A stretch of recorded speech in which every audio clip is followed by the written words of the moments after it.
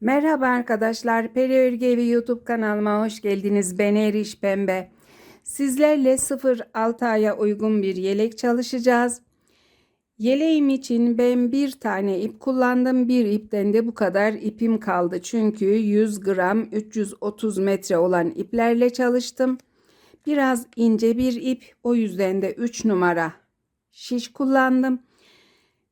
Diğer markalarda da 100 gram 330 metre iplerden aldığınızda yeleğiniz gayet kolay bir yumaktan tamamlanacaktır. Ama 100 gram 250 metre olan iplerden aldığınızda yeleğinize 2 yumak gerekecektir. Çünkü ip ince ve ilmekleri bir yaş ölçüsüne uygun bir ilmekte.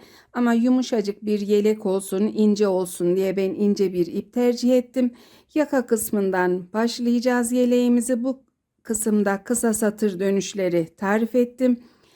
Modelini de örgüye yeni başlayan arkadaşlar için çok kolay bir model seçtim. Kol kısmına ve beden kısmına modeli uyguladım. Tüm sıralarını anlatım yaptım. Örgüyü yaparken bir de video sonunda tam ölçülerini verdim arkadaşlar. Benim ölçülerime göre 0-6 aya uygun oldu. Yapmak isteyen tüm arkadaşlara kolay gelsin. Şimdi hep birlikte başlıyoruz. Yeleğimize başlıyoruz arkadaşlar. Bir yumaktan yelek yapacağız. İpimizin markası Alize Happy Baby. 100 gram 330 metre. 100 gram 250 metre olan iplerden aldığınızda yetişmeyecektir. İp alırken dikkat edip 100 gram 330 metre olan iplerden almaya dikkat edin. Renk numarası da 455 510. Yumuşacık puf puf bir yelek yapacağız. Çünkü bebek yeleği için oldukça güzel bir ip. Şişimde arkadaşlar ben 3 numara şiş kullanacağım. Eli sıkı olan arkadaşlar 3,5 numara kullanabilir. Eli bolu olanlar da 3 numarayla benimle yapabilir. Ben tarif için çok sıkı örgü yapmayacağım için 3 numarayı tercih ettim. Misinalı şiş sevmeyenler düz şiş kullanabilir. Şişimize 78 ilmek atarak başlayacağız. 78 ilmeğimi ben atıp hazırladım arkadaşlar. Bir de ilk sıradan itibaren kenar patlarının düzgün durması için teknik bir iş uygulayacağız. Son yeleğimde uyguladığım bu kenar kısmındaki bantlardaki 2 ilmekten oluşan bu örgüyü yapacağız.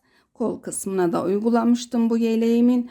Yeleğimin ayrıca kanalımda anlatımı var arkadaşlar. Örmek isteyenler için ismi dantelli yelek, oldukça güzel bir çalışma oldu.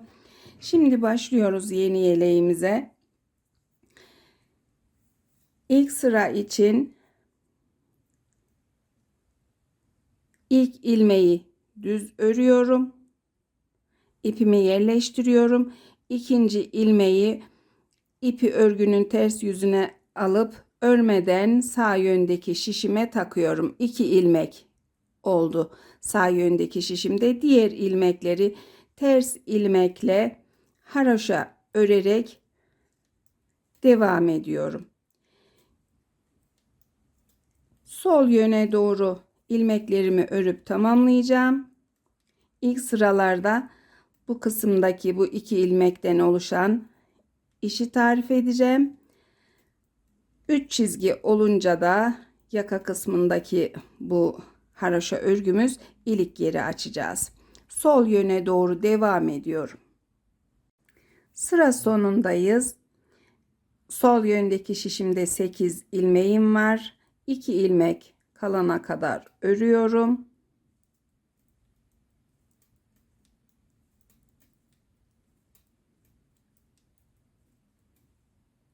2 ilmek kalınca örmeden sağ yöndeki şişime takıyorum 2 ilmeği. Çeviriyorum örgünün düz yüzünü. 2 ilmeği sağ yöndeki şişime alıp ikisini birlikte örüyorum. İlmeğim bir tane azaldı. Azalan ilmeğin yerine şişime düz yüzden ters yüze doğru bir tane ilmek doluyorum. Sıradaki ilmeği haroşa örüyorum.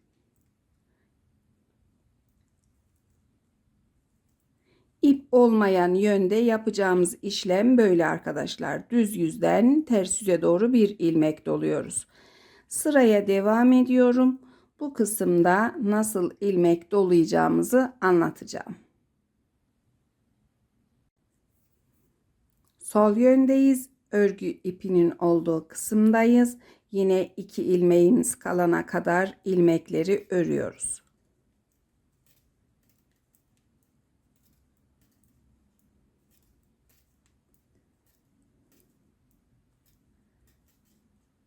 İki ilmek kalınca örmeden sağ yöndeki şişimize takıyoruz. Örgüyü çeviriyoruz. Ters yüzdeyiz. Şişimi 2 ilmeğe takıyorum. İkisini birlikte düz örüyorum.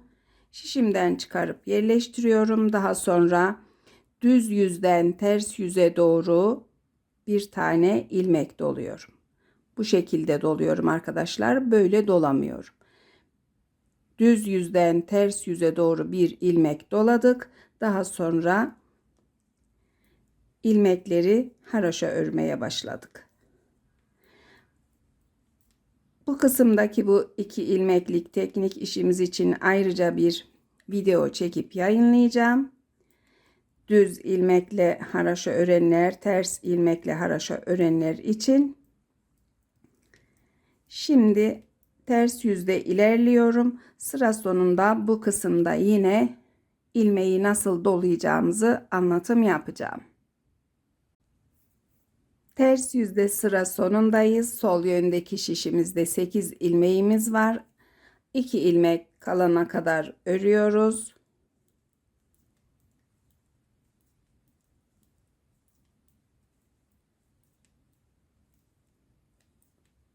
İki ilmek kalınca bir tane doladığımız ilmek, bir de kenar ilmeği, ikisini örmeden sağ yöndeki şişimize takıp örgüyü düz yüzüne çeviriyoruz. Şişimi 2 ilmeğe birden takıyorum. İkisini birlikte örüyorum. İpimi yerleştiriyorum. Düz yüzden ters yüze doğru tekrar şişimin üzerinden bir ilmek dolayıp sıradaki ilmekleri örerek devam ediyorum.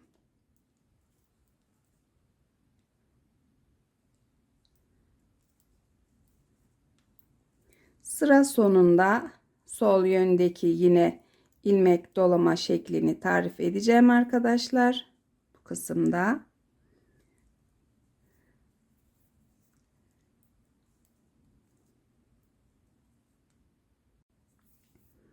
İkinci çizgi haroşadayız. Sıra sonunda 8 ilmeğimiz var. Yine 6 tanesini örüyoruz.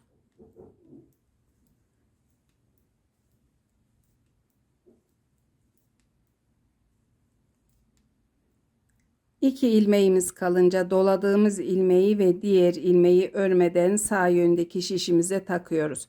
Örgümüzün ters yüzünü çeviriyoruz. 2 ilmeğe birden şişimizi takıp ikisini birlikte düz örüyoruz. Yerleştirdikten sonra düz yüzden ters yüze doğru bir tane ilmek doluyoruz. Devam edip diğer ilmeklerimizi haroşa örüyoruz.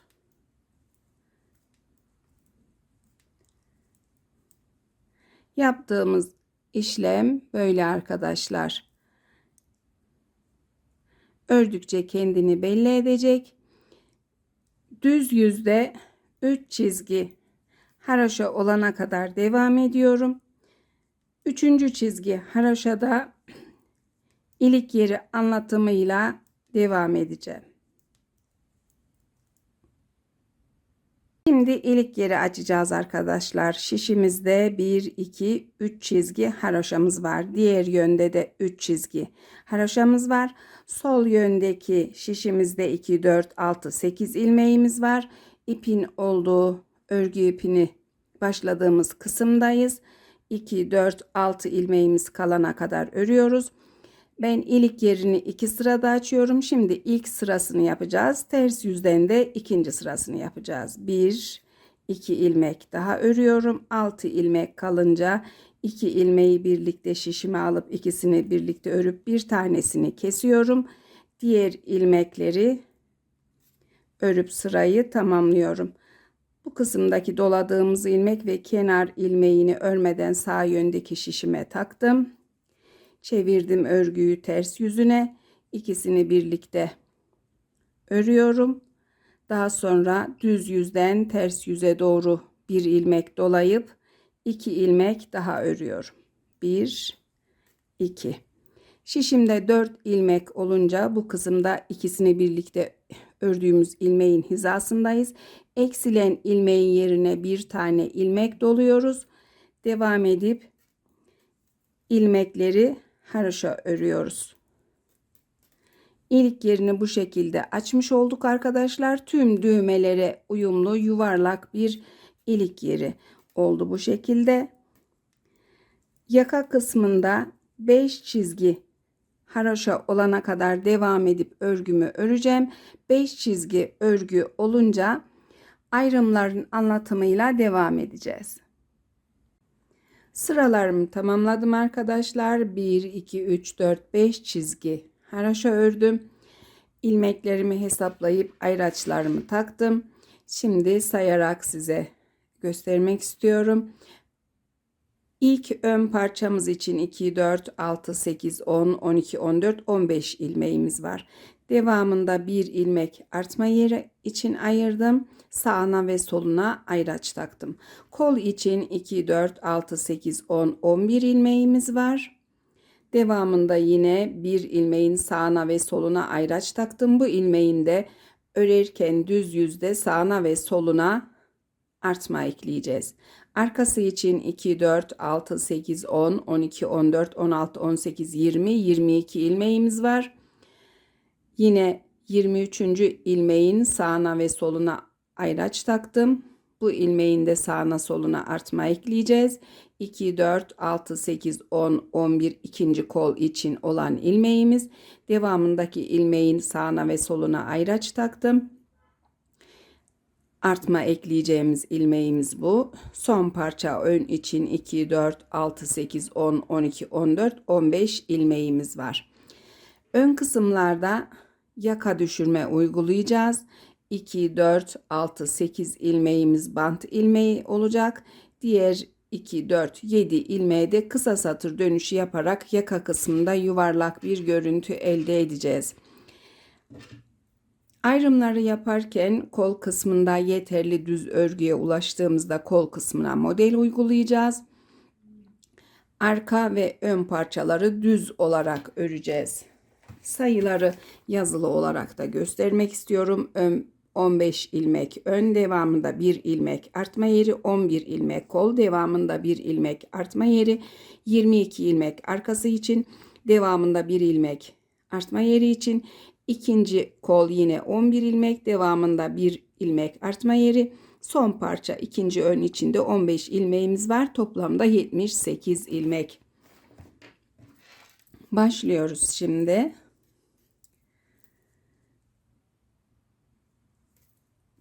İki ilmeğimi birlikte ördüm. Kenar kısmında uyguladığım teknik iş için. Daha sonra düz yüzden ters yüze doğru bir ilmek dolayıp 6 ilmek daha haroşa örüyorum.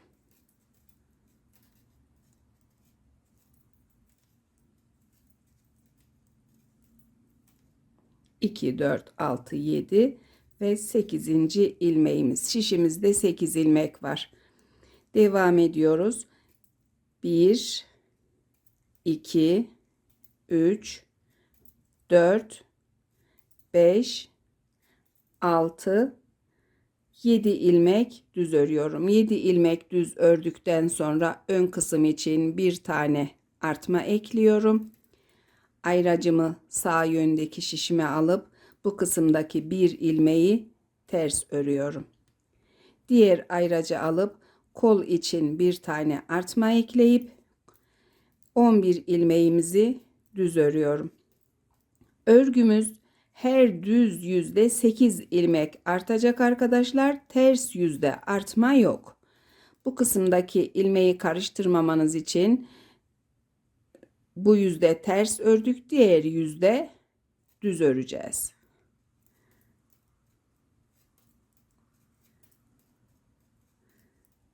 On bir ilmeği tamamlayınca bir ilmek daha ekliyorum kol için artma. Daha sonra ayracın ortasındaki ilmeği ters örüyorum. Diğer ayracı alıp arkası için artma ekliyorum. Arka kısmın 22 ilmeğini düz örerek devam ediyoruz.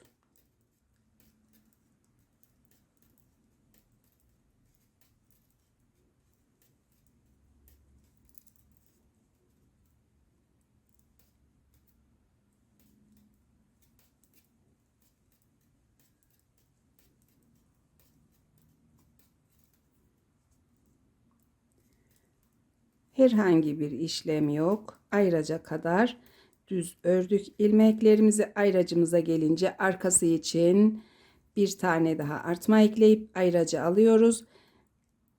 Bu kısımdaki bir ilmeği ters örüp diğer ayracı alıp kol için artmamızı ekleyip 11 ilmeği düz örüyoruz.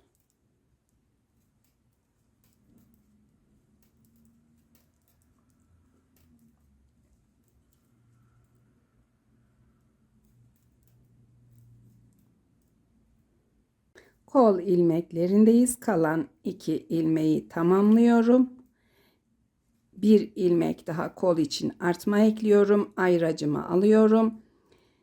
Bir ilmeği ters örüyorum. Sarı ayracı alıyorum. Ön kısmın ilmeklerine geldik. Şimdi bu kısımda ilmekleri tamamen örmeyeceğiz. Bir tane artma ekliyoruz. Devamında 1 2 ilmek örüyoruz. Şişimizdeki 2 4 6 8 10 12 13 ilmeği şişte bırakarak örgünün ters yüzünü çeviriyoruz. Son ördüğüm ilmeği sağ yöndeki şişime örmeden alıyorum. Daha sonra ipimi ters yüzden düz yüze doğru bu şekilde atıp yerleştiriyorum. Bu ilmeği ikili gibi bir ilmek yaptım. Daha sonra ipimi örgünün yüzüne atıp ilmekleri, bu bir ilmeği ve devamındaki artma ilmeğini ters örüyorum. Sarı ayracı alıyorum. İki ayracın ortasındaki ilmeği düz örüyorum. Diğer ayracı alıp kol kısmının ilmeklerini ters örüyorum.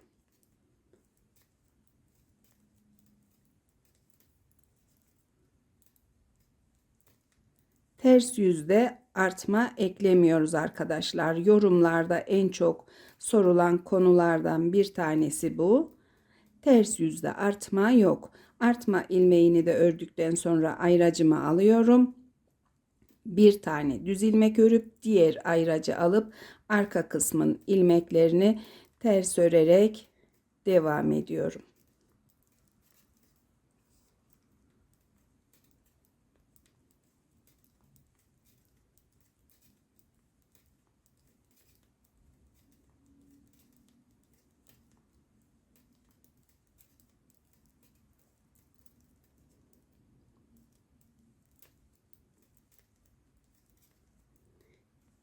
Hızlıca ördük bu kısımdaki ilmekleri ve artma ilmeğine gelince ters ördük.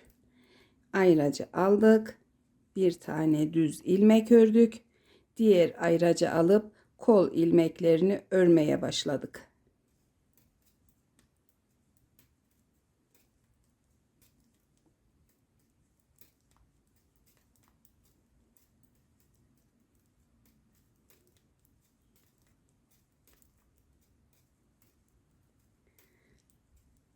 Tamamlıyorum kol ilmeklerini. Artmalarımızla 13 ilmek oldu. Pembe ayracı alıyorum. Bir tane düz ilmek örüyorum. Diğer ayracı alıyorum. Ön kısmın ilmeklerindeyiz. Artma ilmeğini ters örüyorum. Daha sonra 1 2 ilmek ters örüp Şişimde kalan 2, 4, 6, 8, 10, 12, 13 ilmeği örmeden bırakıp örgüyü düz yüzüne çeviriyorum. Düz yüzüne çevirince son ördüğüm ilmeği şişime, sağ yöndeki şişime alıp ipimi ters yüzden düz yüze doğru bu şekilde atıyorum. İlmeği 2 tane gibi yaptıktan sonra 1, 2 ilmek düz örüyorum. Ön kısım için bir tane artma ekliyorum. Mavi ayracı alıp sıradaki ilmeği ters örüyorum. Diğer ayracı alıyorum. Kol için bir tane artma ekleyip kol ilmeklerini düz örmeye başlıyorum.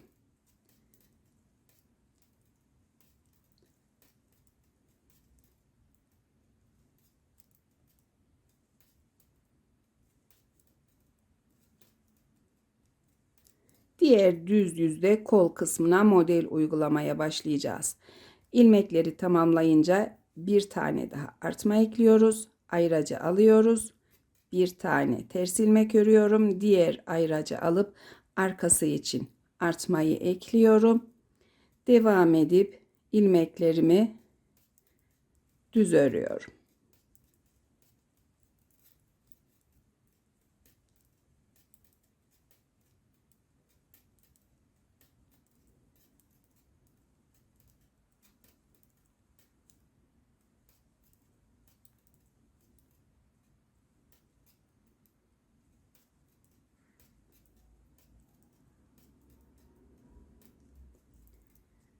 Ayracıma gelince bir tane artma ekliyorum. Ayracı alıyorum. Bir ilmek ters örüyorum. Diğer ayracı alıyorum. Kol için artma ekliyorum. Kol ilmeklerini yine düz örerek ilerliyorum.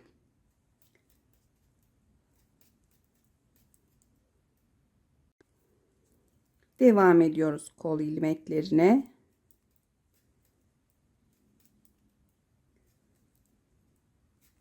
Tamamlayınca diğer artmayı ekliyoruz. Pembe ayracı alıyorum. Bir tane ters ilmek örüyorum. Diğer ayracı alıp yine ön için artmayı ekliyorum. Ön kısmın ilmeklerini örmeye başlıyorum. 1, 2 ilmek düz ördükten sonra bu kısımdaki ikili gibi yaptığımız ilmeğe gelince şişimi soldan sağa doğru ilmeğin içinden takıyorum. Bu şekilde örmüyorum arkadaşlar. Soldan sağa doğru takıyorum düzgün olması için ve ilmeği dikkatlice düz örüp yerleştiriyorum. Daha sonra bu kısımdaki ilmeklerimden bir ilmek örüyorum. 2, 4, 6, 8, 10, 12 ilmeği şişimde bırakıp örgünün ters yüzünü çeviriyorum. Son ördüğüm ilmeği sağ yöndeki şişime alıp ipimi ters yüzden düz yüze doğru atıyorum ve ilmeklerimi ters örmeye başlıyorum.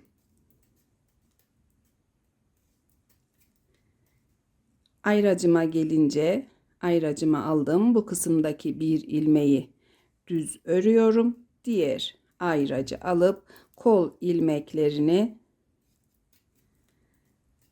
ters örüyorum. Sıraya bu şekilde devam ediyorum. Ayraçların ortasındaki ilmekler düz örülecek. Pembe ve mavi ayracın olduğu bölümde anlatıma devam ediyorum. Pembe ve mavi ayracın olduğu bölümde ters yüzdeyim. Kol ilmeklerini örüp tamamlıyorum. Pembe ayracı alıp bir düz ilmek örüyorum.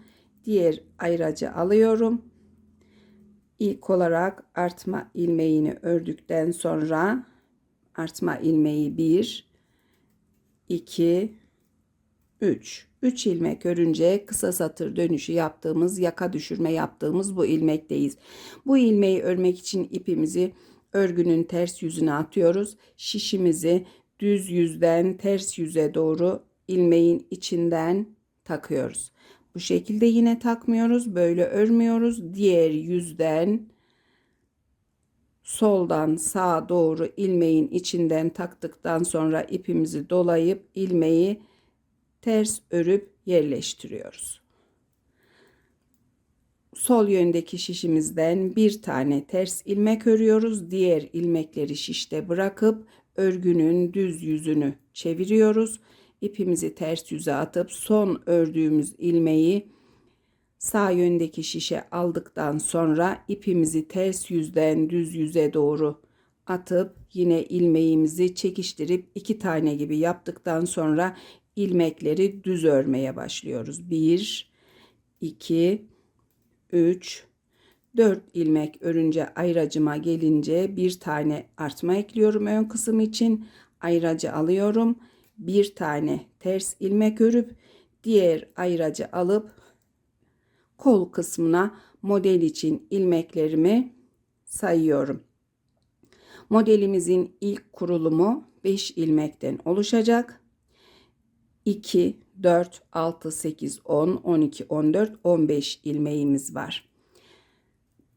Bir tane artma ekliyoruz. Artmamızı ekledikten sonra 1, 2, 3, 4, 5 ilmek düz örüyoruz. Bu 5 ilmeğe de modelimizin ilk sırasını yapacağız. Bunun için 2 ilmeği şişimden çıkartıyorum. Diğer ilmeği ilk sıraya takıp ikisini birlikte sağ kes yapıyorum. Kesilen ilmeğin yerine bir ilmek doluyorum. Bir düz ilmek örüyorum. Bir ilmek daha ajur dolayıp şişimdeki 2 ilmeği birlikte sola kes yapıyorum. Modelimiz 4 sıradan oluşacak arkadaşlar. Bu ilk sırası. Ayracıma kadar 1, 2, 3, 4, 5 ilmeğim var. Bu 5 ilmeği düz örüyorum.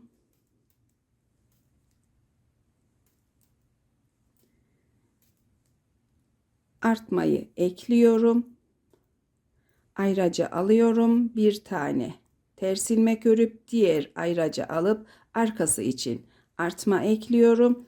Arka kısmın ilmeklerini düz örerek devam ediyorum. Diğer kol ilmeklerine kadar bu kısma kadar artmalara kadar örüp artmalarla birlikte ikinci kola model uygulamayı tarif edeceğim. Tamamladım arka kısmın ilmeklerini, artmasını ekliyorum. Ayracı alıyorum. Bir tane ters ilmek örüp diğer ayracı örüp kol için artmamı ekliyorum. Birinci kolda olduğu gibi 1, 2, 3, 4, 5 ilmek düz örüyorum. 5 ilmek düzden sonra ikinci 5 ilmeğe modelimin ilk sırasını uyguluyorum. 2 ilmeği şişimden alıp ikinci ilmeği ilk sıraya atıp ikisini birlikte sağ kes yapıyorum. Bir ilmek doluyorum. Bir düz ilmek örüyorum. Tekrar bir tane ilmek dolayıp sol yönümdeki şişimden 2 ilmeği birlikte örüp sola kes yapıyorum. Kalan 5 ilmeği düz örüyorum.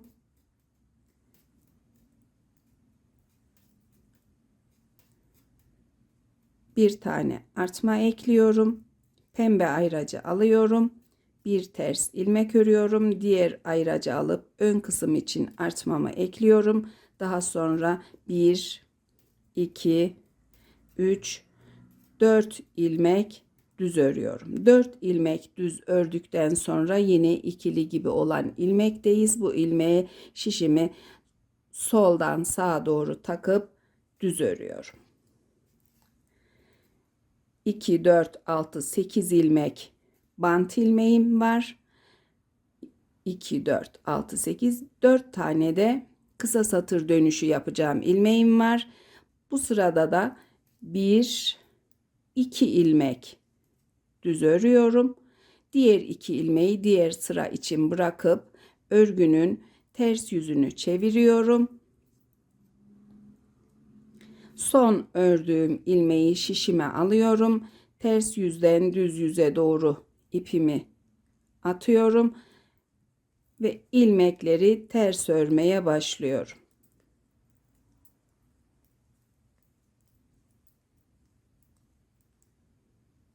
Artma ilmeğini de ters ördükten sonra ayracı alıp bir düz ilmek örüyorum. Diğer ayracı alıyorum. Kol ilmeklerini örmeye başlıyorum. Modele kadar ilmekleri normal örüyorum. Model kısmına gelince doladığımız bu ilmekleri delik olacak şekilde çevirmeden örüyoruz. Diğer ilmekleri de örüp tamamladık.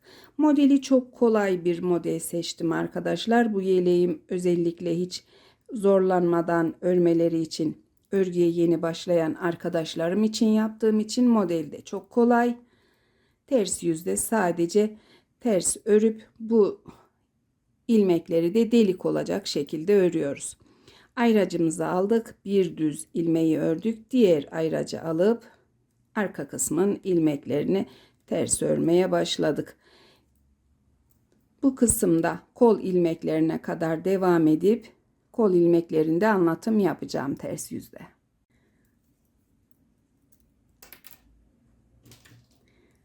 Ayracımız düştü. Başka bir tane takıp sıradaki ilmeği düz örüyorum. Diğer ayracı takıp kol ilmeklerinden 1, 2, 3, 4, 5, 6 ilmek ve 7. ilmeği de ters örüyorum ve sırada doladığım ilmek gelince delik olacak şekilde modelimin ilmeğini örüyorum. Diğer ilmekleri de ters örerek devam ediyorum.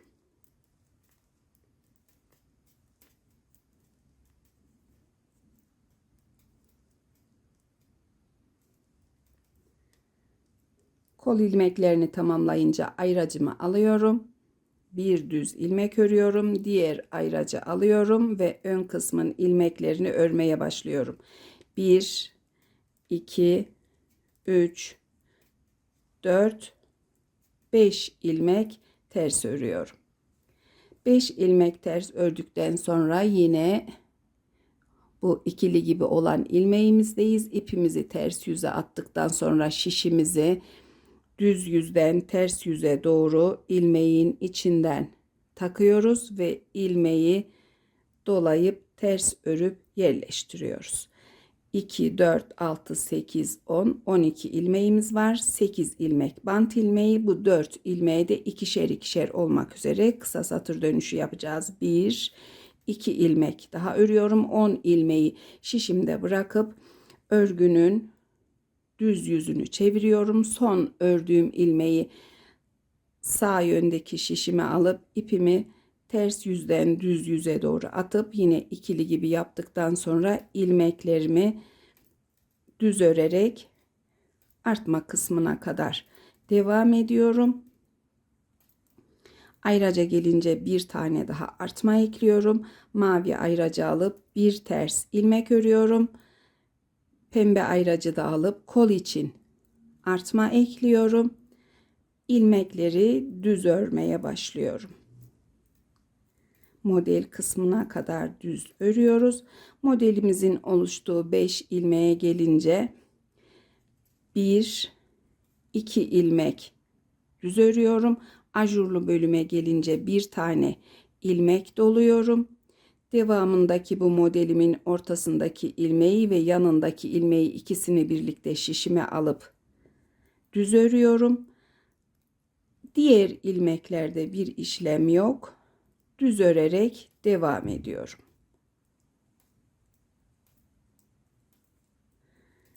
Artmamı ekliyorum.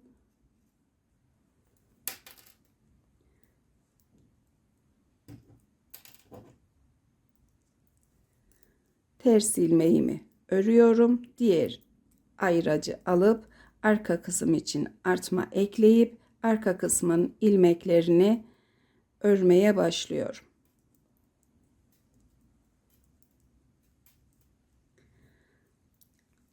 Kol kısmında anlatıma devam edeceğim. İkinci koldayız arkadaşlar. Ters ilmeğimi örüyorum.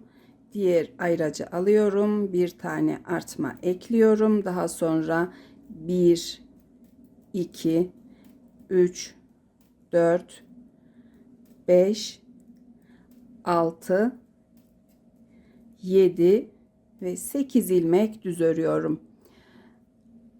Ajurların olduğu bölümdeyim. Bir tane ilmek doluyorum. Sol yöndeki şişimdeki 2 ilmeği birlikte örüp bir tanesini kesiyorum. Sola kes yaptım. Modelimin 3. sırası. Diğer ilmekleri düz örerek devam ediyorum.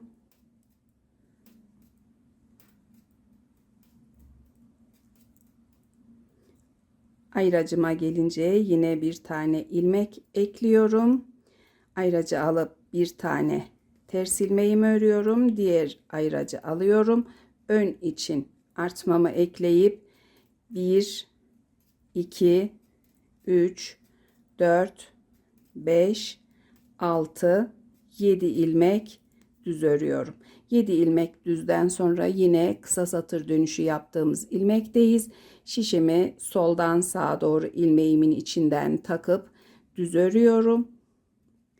Sol yöndeki şişimden 1, 2 ilmek daha örüyorum. 2, 4, 6, 8 ilmek bant ilmeğini bırakıp örgünün ters yüzünü çeviriyorum. Son ördüğüm ilmeği alıp ipimi ters yüzden düz yüze doğru atıp ilmeklerimi ters örmeye başlıyorum.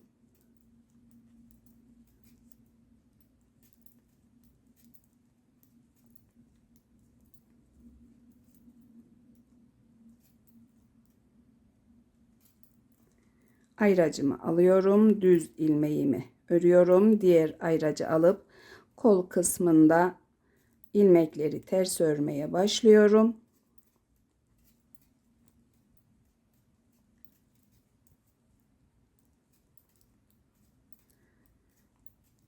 Doladığımız ajur ilmeğine kadar ördük. Bu ilmeğe gelince yine delik olacak şekilde ördük.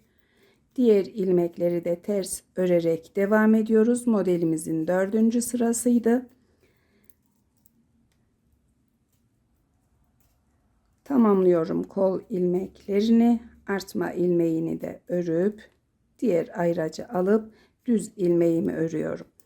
Devam ediyorum arka kısmın ilmeklerini örerek kol kısmının ters yüzden örülüşünü ikinci kolda da anlatım yapacağım. Ters yüzde kol ilmeklerindeyiz. Ajur ilmeğine kadar ilmekleri ters örüyoruz.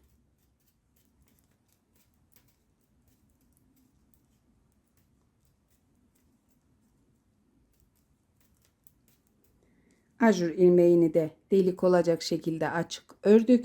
Düz yüzden görüntüsü de böyle arkadaşlar. Modelimiz çoğaldığı zaman kendini belli edecek.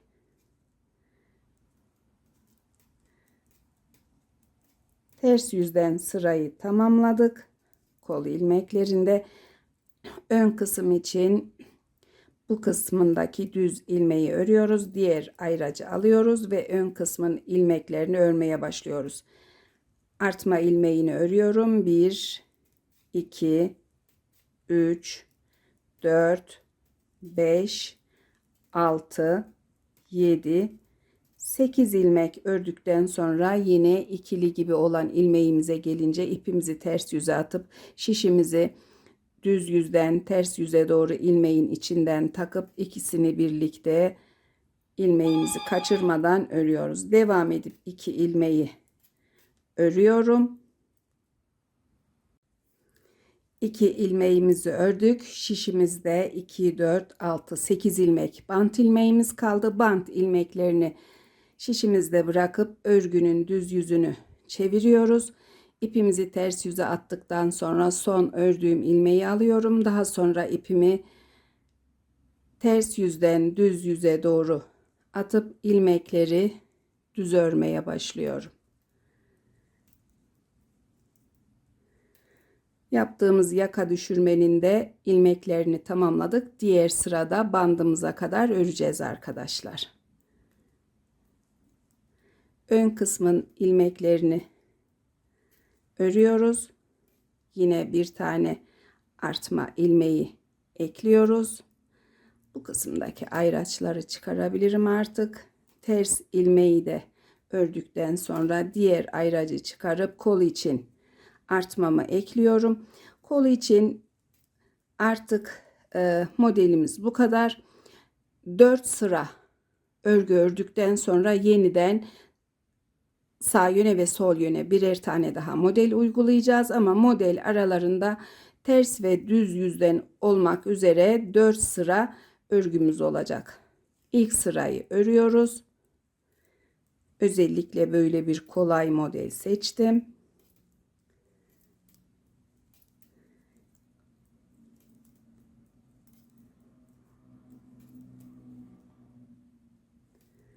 Kol ilmeklerini tamamlayınca bir artma daha ekliyorum ve arka kısmın ilmeklerini örerek bu kısımda kol ilmeklerini ördükten sonra da sarı ve pembe ayracın olduğu bölümde anlatım yapacağım. Ayraçların olduğu bölümdeyim. Ayracımı çıkarıyorum. Artmamı ekledim. Bir tane ters ilmek örüyorum. Diğer ayracı çıkarıp ön için bir tane artma ilmeği ekleyip ilmekleri düz örmeye başlıyorum. 1, 2, 3, 4, 5, 6, 7, 8, 9 ve 10. ilmeğim. 10 ilmekten sonra kısa satır dönüşü yaptığımız ilmekteyiz. Şişimizi soldan sağa doğru ilmeğimizin içinden takıp düz ördük. Şişimizde 2, 4, 6, 8 ilmek bant ilmeğimiz var. İlmeklerimizi haraşo olarak örüp devam ediyoruz.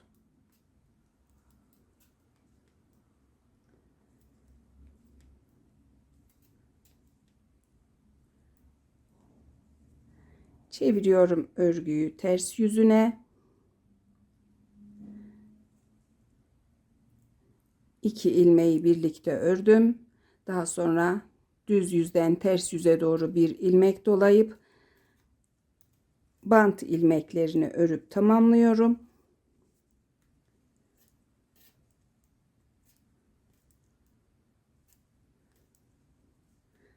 Ters yüzden de ilmeklerimi ters örerek diğer yöne doğru devam ediyorum. Bu kısımda anlatım yapacağım. Ters yüzde ön ilmeklerindeyiz. Düz ilmeğimizi örüyoruz. Daha sonra artma ilmeği ile başlıyoruz. 1, 2, 3, 4, 5, 6, 7, 8, 9, 10, 11 ilmek örüyoruz. 11 ilmekten sonra yine kısa satır dönüşü yaptığımız ilmekteyiz. İlmeğimize şişimizi düz yüzden ters yüze doğru taktık ve ters ördük. Şişimizde 2, 4, 6, 8 ilmek bant ilmeğimiz kaldı. Bu ilmekleri de örerek sırayı tamamlıyoruz.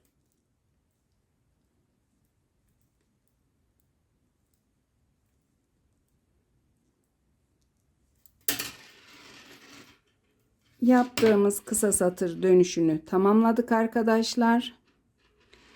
Modelimizden de bir tane uyguladık. Daha sonra 2 sıra düz örgü ördük. Şimdi düz yüzden öreceğim. Ters yüzden de örüp 4 sırayı tamamlayacağım. 4 sıradan sonra kol kısmına yine model uygulayacağız.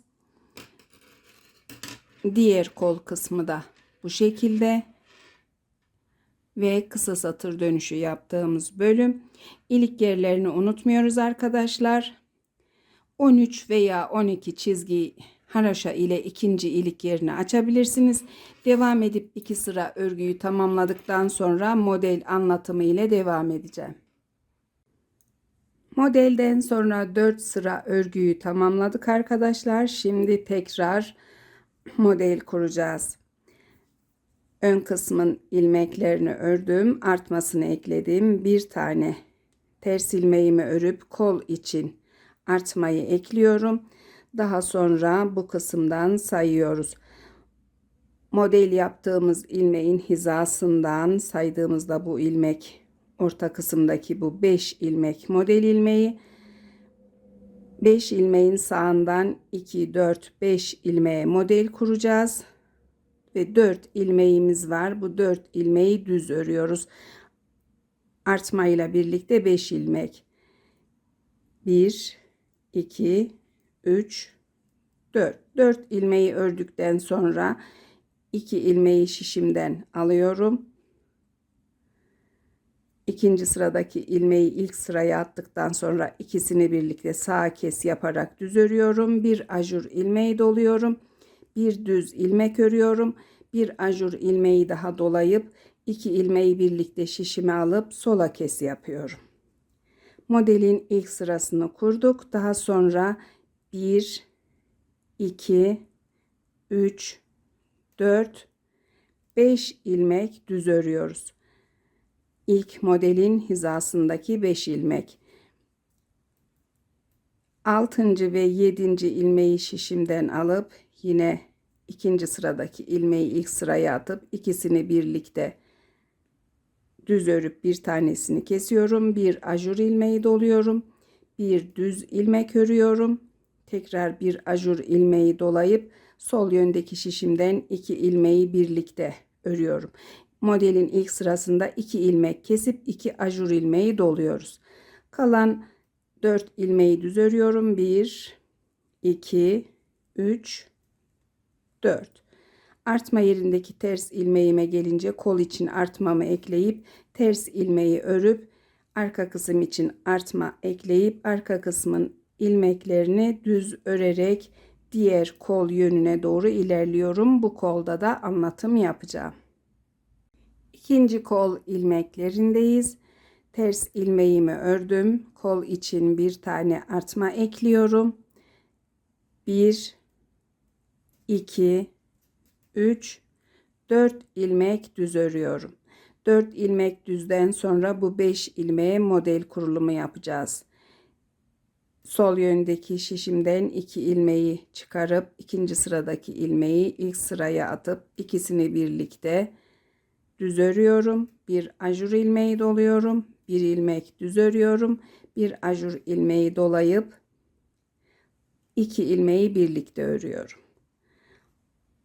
İlk model ilmeklerini 5 ilmeği düz örüyorum. 1, 2, 3, 4, 5 ilmek. 5 ilmekten sonra sol yöndeki şişten ilk 2 ilmeğe düzeltme yapıyorum.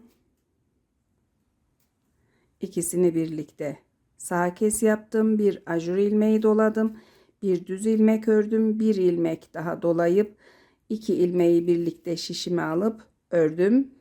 İkinci modelimizi de kurduk. Devamında 1, 2, 3, 4 ilmek düz örüp artma ilmeğini ekleyip ters ilmeği örüp ön için artma ilmeği ekliyoruz. Ön kısmın ilmeklerini örüp sırayı tamamlıyorum. Ters yüzden model ilmeklerini ajurları delik olacak şekilde örüyoruz.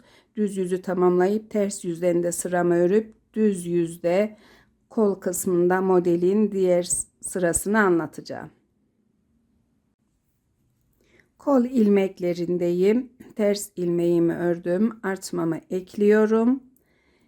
1, 2, 3, 4, 5, 6, 7 ilmek düz örüyorum. Ajurlu bölüme gelince bir tane ajur doluyorum. Sol yöndeki şişimden 2 ilmeği şişime alıp ikisini birlikte düz örüyorum. Yerleştiriyorum ilmeklerimi. Başka işlem yok. Diğer modele kadar 1, 2, 3, 4, 5, 6, 7, 8 ilmek düz örüyorum. Yine bu kısımda ajurların olduğu bölüme ilk ajurun hizasına gelince bir tane ilmek, ajur ilmeği doluyorum. Sol yöndeki şişten 2 ilmeği birlikte örüyorum. Devam edip diğer ilmekleri düz örüp modelin 3. sırasını tamamlıyorum. Ters ilmeğe gelince bir tane artma ekledim. Ters ilmeği ördüm. Arkası için artma ekleyip arka kısmın ilmeklerini örüyorum. Diğer kolda da işlemleri anlatacağım. İkinci kol ilmeklerindeyiz. Ters ilmeğimizi ördük. Bir tane artma ilmeği ekledik. 1, 2, 3, 4, 5, 6, 7 ilmek düz ördük. Model kısmına ilk ajurun hizasına gelince bir tane ajur ilmeği doladık. 2 ilmeği birlikte şişimize alıp ördük.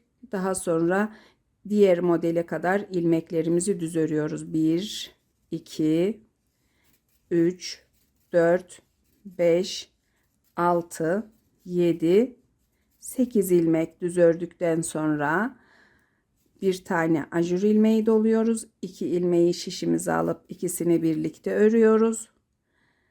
Diğer ilmekleri düz örerek kol ilmeklerini tamamlıyoruz. Bir tane artma ekliyoruz. Ters ilmeği örüp ön için artma ekleyip sırayı düz örerek tamamlıyoruz. Sırayı tamamlayacağım. Ters yüzden de modelimi bu kısımdaki gibi öreceğim. Delik olacak şekilde ajur ilmeğini örüyoruz. Başka bir işlem yok. Daha sonra 4 sıra örgü örüp yine kol kısmında tekrar model kuracağız. 4 sıra örgüyü tamamladıktan sonra modelin yine ilk sıra kurulumunu anlatacağım arkadaşlar. Şimdi 3. modelimizi kuracağız kol kısmına. Ön kısmın ilmeklerini tamamladım. Ters ilmeğimi ördüm. Kol için bir tane artma ekliyorum. Artmayı ekledikten sonra modelin ilmeklerini hesaplıyoruz. Bu kısımdaki bu 5 ilmeğimiz bir önceki model. Bu modelden sonraki 2, 4, 5 ilmeğe 3. modeli kuracağız. 3 tane ilmek kalıyor. Bu 3 ilmeği düz örüyoruz. Daha sonra 2 ilmeği şişimden çıkartıp ikinci sıradaki ilmeği ilk sıraya takıp ikisini birlikte sağ kes yapıp düz örüyorum. Bir tane ajur doluyorum. Bir düz ilmek örüyorum. Tekrar bir ajur dolayıp sol yöndeki şişten 2 ilmeği sola kes yaparak örüyoruz. Model hizasındaki 5 ilmeği düz örüyoruz. 1, 2, 3, 4 ve 5. 5 ilmek düz ördükten sonra ilk modelimizin hizasındayız. Yine bu ilmeklere modelimizin ilk sırasını kuruyoruz. 2 ilmeği yönünü düzeltip sağ kes yaptım. Bir ilmek doladım, bir düz ilmek ördüm. Tekrar bir ilmek dolayıp 2 ilmeği sola kes yapıp örüyorum.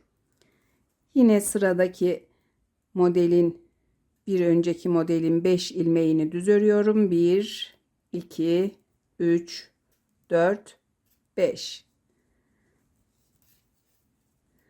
5 ilmek düz ördükten sonra yine bu 5 ilmeğe model kurulumu yapacağız.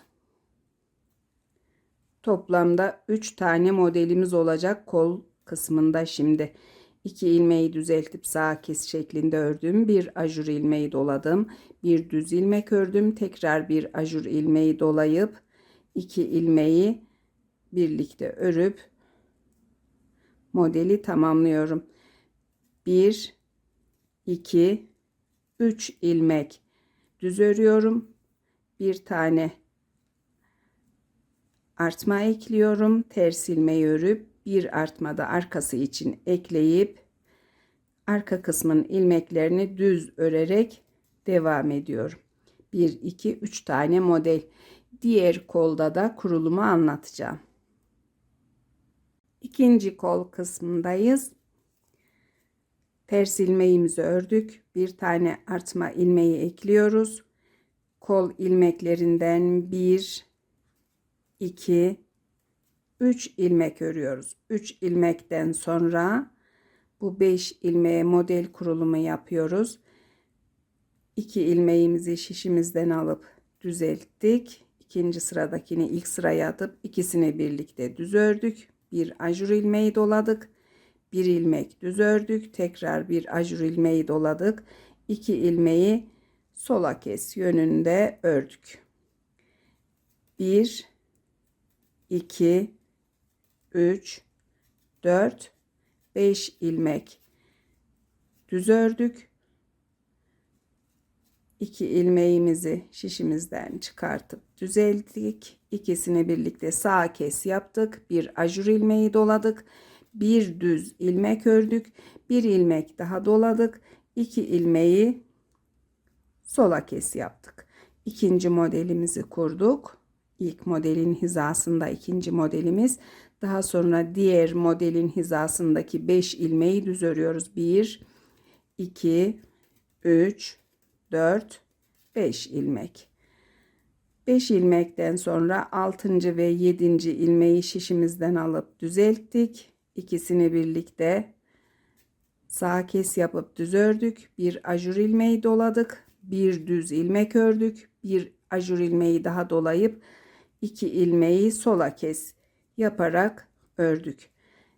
1 2 3 tane düz ilmek ördük. Bir tane artma ilmeği ekleyip bir ilmek ters örüp ön için bir tane artma ilmeği ekleyip ilmeklerimizi düz örerek devam ediyoruz. Üçüncü modelimizi de kurduk arkadaşlar. Modeli tamamlayacağım. Yine 4 sıra örgü örüp tekrar yeterli uzunluğa gelmezse bir model daha uygulayacağım. Devam ediyorum. Artık modelin diğer kurulum sırasını anlatım olmadan da yapabileceğinizi düşünüyorum. Kol kısmına modelli şekilde, diğer taraflara ise düz örgüyle yeterli uzunluğa gelene kadar devam ediyoruz. Yeterli büyüklüğe geldiğinde kol kısmındaki ilmeklerimizi haroşa örgüye dönüp bu kısımdaki ilmekleri ise düz öreceğiz. Devam edip sıralarımı tamamlıyorum. Yeleğimizin kol kısmında 1, 2, 3, 4 tane modeli uyguladık arkadaşlar. İlmekleri de sayarak size ölçü vereceğim. Mezurayla da ölçeceğim. Şimdi model örmeyi bırakıp kol ilmeklerini haroşa olarak örmeye başlayacağız. Ölçüyoruz şimdi. Yaka kısmından itibaren ölçtüğümde örgümün yüksekliği 10 santim. İlmek sayısı ise sadece kol ilmeklerini sayıyoruz. Bu kısımdaki bir tane ters ilmeğimi saymıyorum. 2, 4, 6, 8, 10, 12, 14, 16, 18, 20, 22, 24, 26, 28, 30, 32, 34, 36, 38, 40, 42, 44, 45 tane ilmeğimiz var kol bölümünde. Her iki kolda da artmalarımızı ekleyip haroşa örmeye başlıyoruz. Önleri, arkayı ve diğer önü ise düz örüyoruz. Ön kısmının ilmeklerini ördüm. Artmamı ekledim. Bir tane ters ilmek örüyorum. Bir tane artma ilmeği ekleyip kol ilmeklerini haroşa örgüye çeviriyorum. 4 çizgi haroşa olana kadar devam edeceğim. artmaları yine ekleyeceğim. 4 çizgi haroşayı tamamladığımızda kol ilmeklerini kapatmayla anlatıma devam edeceğim arkadaşlar. Diğer kolda da aynı şekilde haroşa olarak öreceksiniz. Kol kısmında 4 çizgi haroşayı tamamladık arkadaşlar. Kol ilmeklerini kapatacağız. Ön kısmı da haroşa örmeye başlayacağız. Modeli uygulamadan önce beden kısmında 2 çizgi haroşa olsun istiyorum. O yüzden ön ilmeklerini arka ilmeklerini haroşa örmeye başlıyoruz. Kol ilmeklerine kadar devam ediyorum.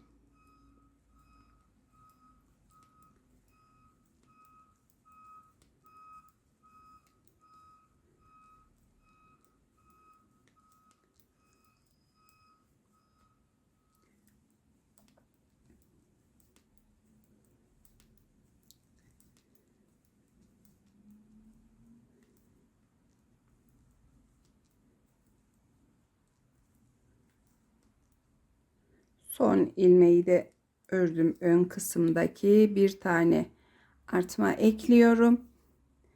Daha sonra bir tane ters ilmeğimi örüyorum. Şimdi kol ilmeklerindeyiz. Bir tığla ilmeklerimizi kapatacağız. İlmekleri kapatmak için bir tane ilmek alacağız. Alacağımız ilmek sağ yöndeki şişimizin son 2 ilmeğin ortasından tığ takıyoruz. Bir tane ilmek alıyoruz. İlmek aldıktan sonra tığımızın üzerine bir ilmek doluyoruz. Sol yöndeki şişimizden ilk ilmeği ters örüp tığdaki 2 ilmekten kaydırıyoruz. Tekrar tığın üzerine bir ilmek doluyoruz. Sol yöndeki şişten bir ilmek örüp tığdaki ilmekten kaydırıyoruz. Yeniden ilmeğimi doladım. Bir ilmek ördüm, kaydırdım. Doluyorum. Bir ilmek örüp kaydırıyorum. Tekrar doluyorum. Bir ilmek örüp kaydırıyorum. Doladım. Bir ilmek ördüm. Tığdaki ilmeklerden kaydırıyorum. Yeniden doladım. İlmeğimi örüyorum, kaydırıyorum. İlmekleri bu şekilde kapatıyoruz arkadaşlar. Zor gelirse normal istediğiniz gibi kapatabilirsiniz ama bu şekilde kapattığınızda ön bantlarda uyguladığımız işe uygun bir kapatma elde edersiniz. Devam ediyorum sıra sonuna kadar, kol ilmeklerinin sonuna kadar bu kısımlarda anlatım yapacağım. Devam ediyorum kol ilmeklerine. Bu arada kol ilmeklerimiz 53 ilmek olmuştu arkadaşlar. 45 ilmeğimiz vardı. 8 ilmek daha ekledik haroşa çizgilerde. 53 ilmeği de kapatıyoruz.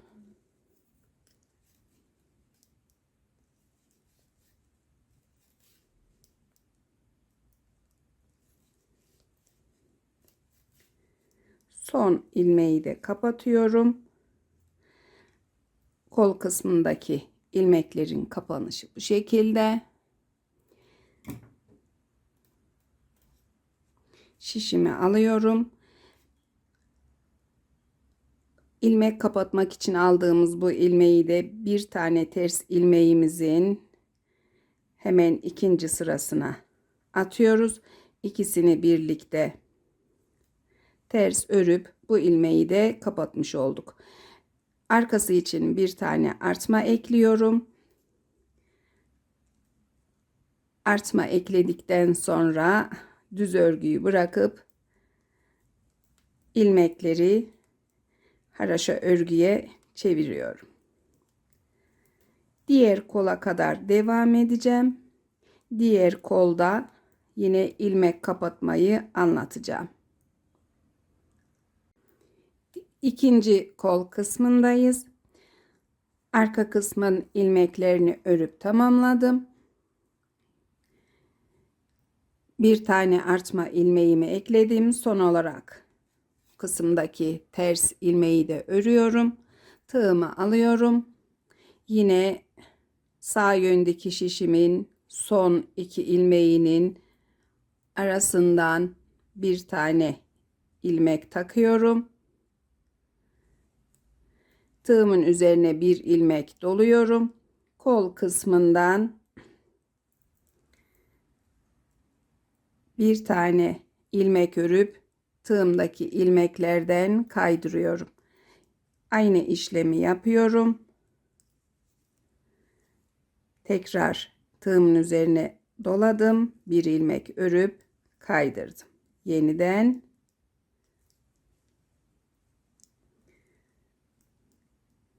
tüm ilmeklerimi uyguluyorum aynı işlemi. Tığımın üzerine doluyorum. Bir ilmek örüp tığdaki ilmeklerden kaydırıyorum. İkinci kol ilmeklerini de bu şekilde kapatmaya devam ediyorum. Bu kısımda anlatım yapacağım. Devam ediyoruz. Yine tığımın üzerine ipimi doladım. İlmeğimi örüp kaydırdım. Son ilmeğimi de aynı şekilde kapattım.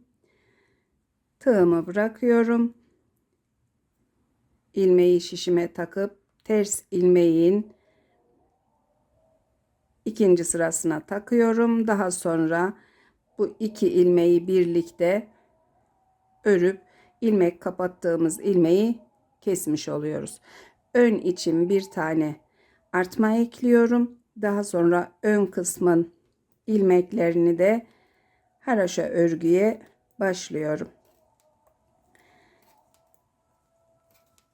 Düz yüzden sıramı tamamlayacağım. Haroşa örerek ters yüzden de haroşa örgüyle bu kısma kadar örüp kol altında atacağımız ilmeklerin anlatımını yapacağım.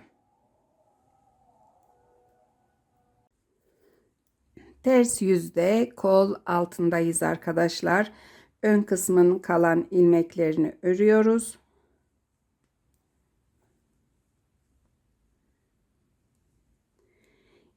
Şimdi kol altına ilmek atacağız. İlmek atmak için parmağıma iki kez doluyorum ipimi. İkinci sıradaki ipi ilk sıradaki ipten kaydırıp bir tane ilmek atıyorum. Aynı şekilde bir ilmek daha atıyorum. 2 ilmek yeterli. Çünkü yeleğimiz çok büyük değil. Daha sonra arka kısmın ilmeklerini örmeye başlıyorum.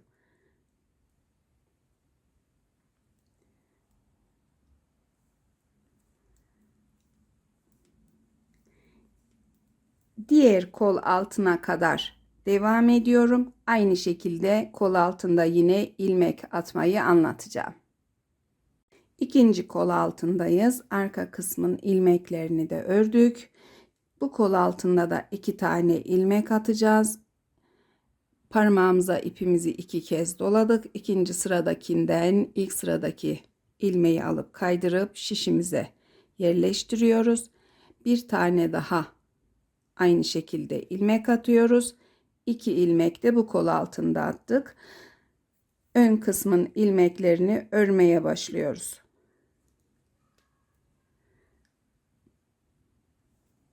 Artma ilmeğini de örüp diğer ilmeklerle devam ediyorum. Sıramı tamamlayacağım. Sıramı tamamladıktan sonra 2 çizgi haroşa olana kadar öreceğim. 2 çizgi haroşadan sonra da modelden önce 2 sıra örgü yapacağım. Düz yüzde düz, ters yüzde ters. Daha sonra modelin anlatımıyla, kurulumuyla devam edeceğim. Yeleğimin beden kısmında sıralarımı tamamladım arkadaşlar. 2 çizgi haroşadan sonra düz yüzde düz, ters yüzde ters 2 sıra örgü yaptım. İlmek sayımızda sayıp kontrol ettim arkadaşlar. 148 ilmeğimiz var. 148 ilmeğin 8 ilmeği sağ yönde bant ilmeği, 8 ilmeği de diğer yönde bant ilmeği. Orta kısımda kalan bu ilmeklere de model kuracağız şimdi. Model içinde hesapladım. Başlıyoruz şimdi. Bant ilmeklerimizi örüyoruz.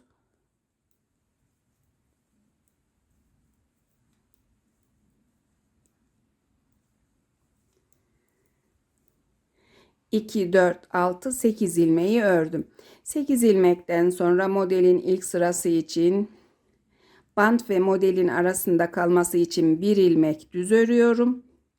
İkinci ve üçüncü ilmeği şişimden alıp düzeltip sağ kes yapıyorum. Kestiğim ilmeği yerine bir ajur ilmeği doluyorum. Bir düz ilmek örüyorum. Bir ajur ilmeği daha dolayıp sol yöndeki şişten 2 ilmeği şişime alıp ikisini birlikte düz örüyorum. 5 ilmekten oluşan ilk sırayı kurmuş olduk. Model arasındaki 5 ilmeği örüyoruz. 1, 2, 3, 4, 5 ilmek. 6. ve 7. ilmeği şişimizden alıyoruz, düzeltiyoruz. İkisini birlikte düz örüp sağ kes yapıyoruz. Bir ajur ilmeği dolayıp bir düz ilmek örüyorum. Tekrar bir ajur ilmeği dolayıp 2 ilmeği sola kes yapıyorum. 1, 2, 3, 4, 5 ilmek.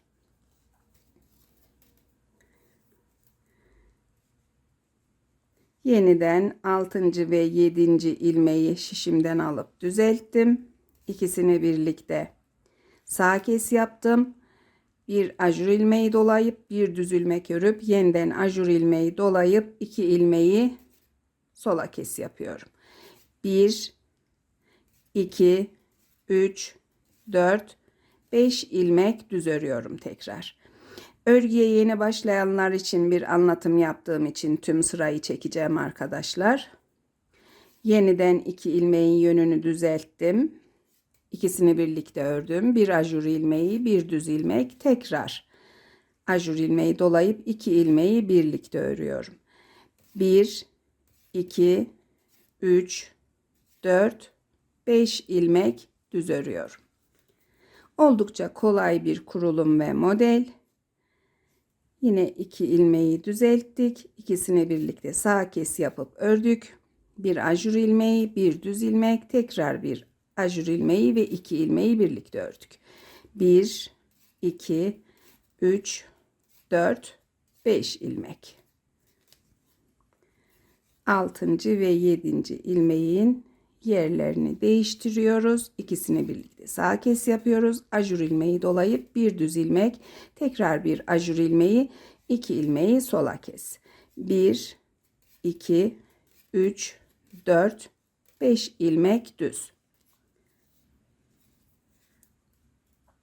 6. ve 7. ilmeği şişimizden çıkardık. Düzeltip ördük. Ajur ilmeği, bir düz ilmek, tekrar ajur ilmeği, 2 ilmeği sola kes yapıp ördük. 1, 2, 3, 4, 5 ilmek düz ördük. Yeniden düzelttim ilmeklerimi, ikisini birlikte ördüm. Ajur ilmeğini doladım, bir düz ilmek, tekrar bir ajur ilmeği, 2 ilmeği sola kes yaptım. 1, 2, 3, 4, 5 ilmek düz ördüm. Düz ördükten sonra yine 2 ilmeğe düzeltme yapıyorum. İkisini birlikte sağ kes yapıp örüyorum. Bir ajur ilmeği, bir düz ilmek, tekrar bir ajur ilmeği, 2 ilmeği birlikte örüyorum. 1, 2, 3, 4, 5 ilmek düz ördüm yine. 6. ve 7. ilmeğin yerlerini düzeltip sağ kes yapıp ördüm. Bir ajur ilmeği, bir düz ilmek, tekrar bir ajur ilmeği, 2 ilmeği sola kes yaptım. 1, 2, 3, 4, 5 ilmek düz ördüm yine.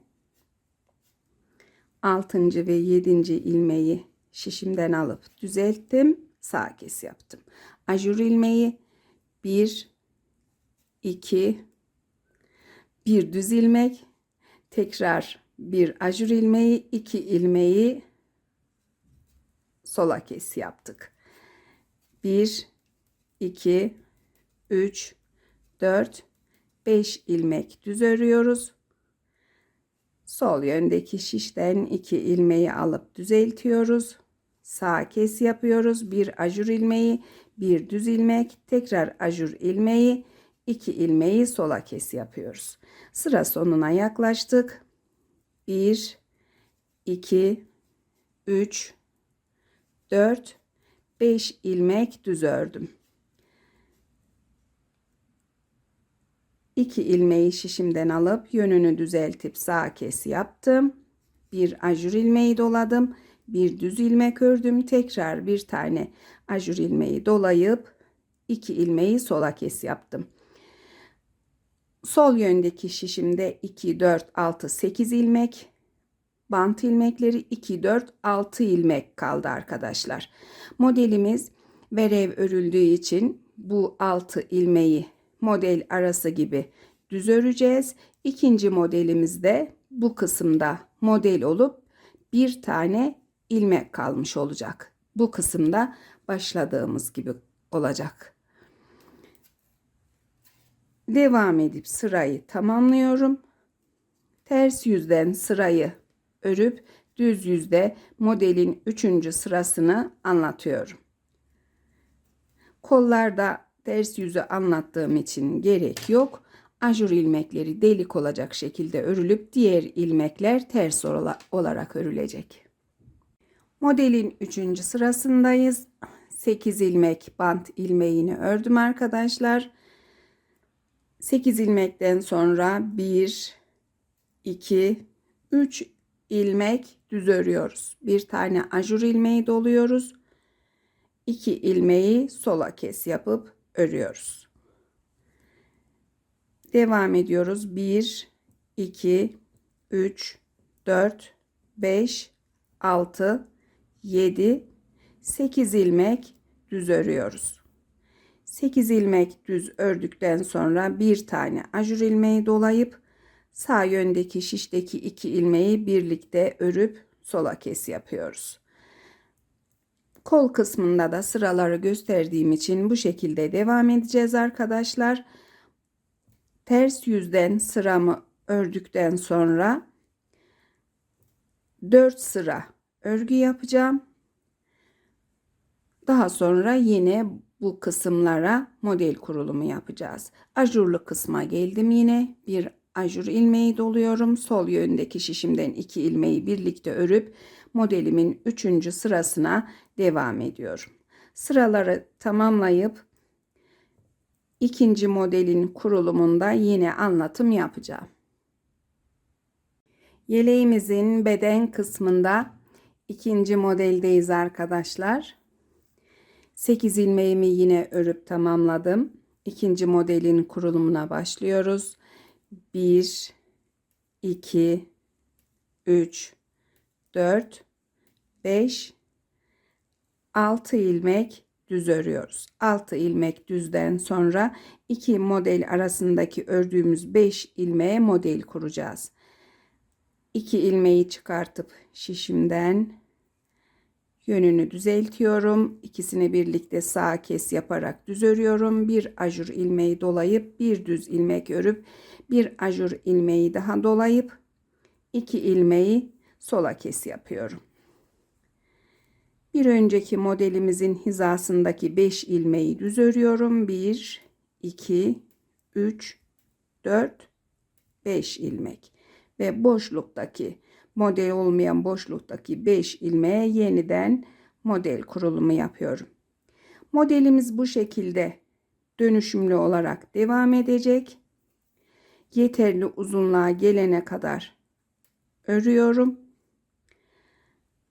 Model sırasını ilmeklerini takip edip ördüğümüzde sıra sonunda bu kısımda 6 ilmeğimiz var. 5 ilmeğine model kurulumu yapıp bir ilmeğimizi de düz öreceğiz.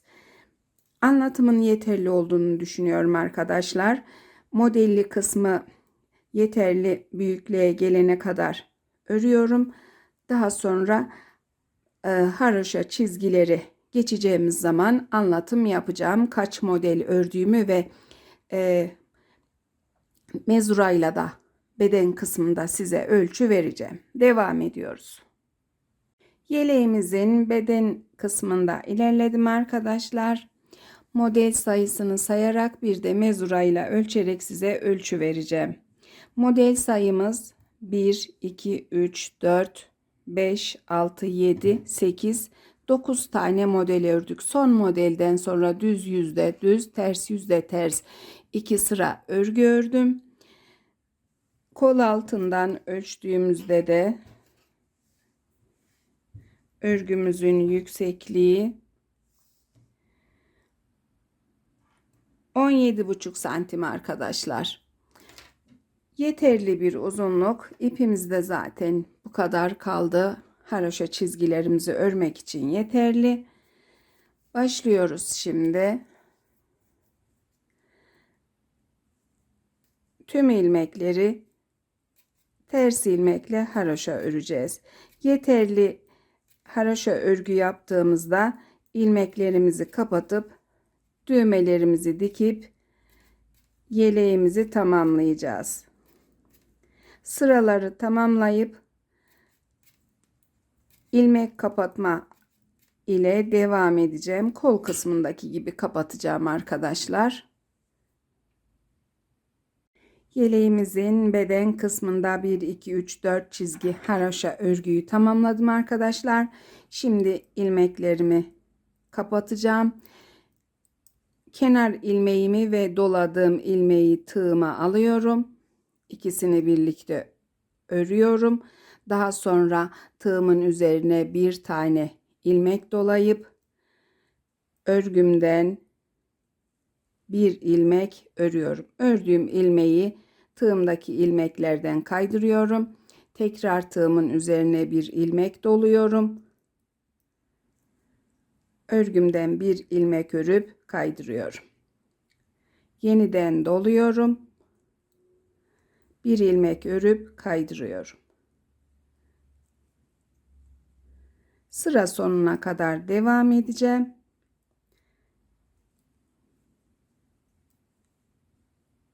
İlmeklerimi kapattıktan sonra yeleğimin ölçülerini vereceğim.